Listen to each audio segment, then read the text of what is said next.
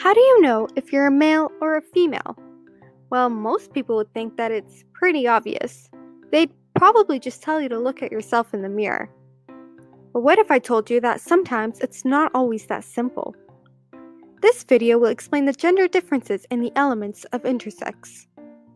This video was created and narrated by myself, Clara Hanna, for PS263 Biopsychology at Wilfrid Laurier University. Let's begin by talking about the biological differences between males and females. Males have a set of XY chromosomes. They inherit their Y chromosomes from their dad. The Y chromosome, specifically the SRY gene, produces a hormone called androgen. The most common type of androgen is testosterone. Males also produce a hormone called estrogen.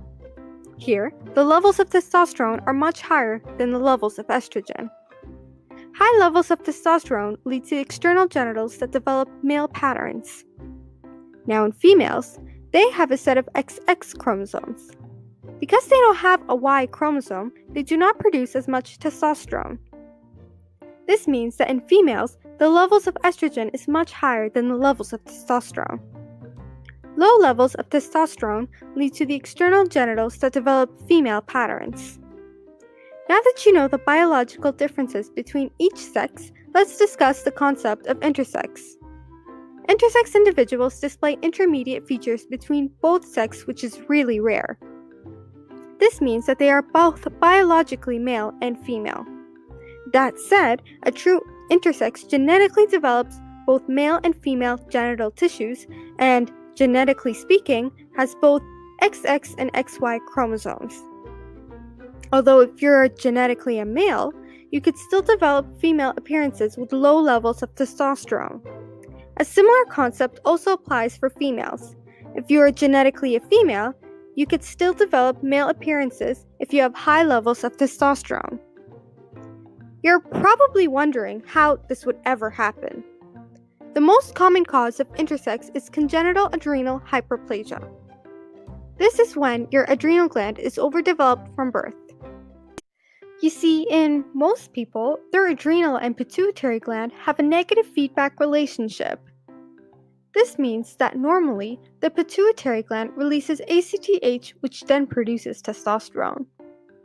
When there's enough testosterone in the body, the adrenal gland would release cortisol to decrease the secretion of ACTH. This would then decrease the levels of testosterone.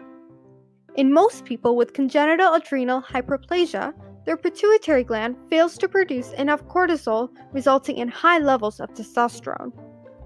Since testosterone is in charge of producing the external genitals of a male, this wouldn't have much of a severe impact on males than it would have on females, since males are already wired to have male genitals. Although if you were a female, you would also develop male appearances. In this case, most females would be given medical treatment after birth to bring their adrenal hormones back to its normal level. Another but less common cause for intersex is androgen insensitivity. This mainly impacts males in that they produce a normal amount of androgen hormone but lack the receptors. For this reason, they don't produce enough testosterone, resulting in female appearances. Their adrenal reproductive organs would be male, but their external reproductive tissues would be female. Most people with androgen insensitivity are infertile. When dealing with intersex individuals, it's important to not force or pressure them to undergo any gender assignment surgery until they are mentally mature to make that decision themselves. This is to avoid any depression, anxiety, or other mental illnesses that may arise from being assigned the wrong gender. Now, the next time you look at yourself in the mirror, be sure that appearances may just be a little deceiving.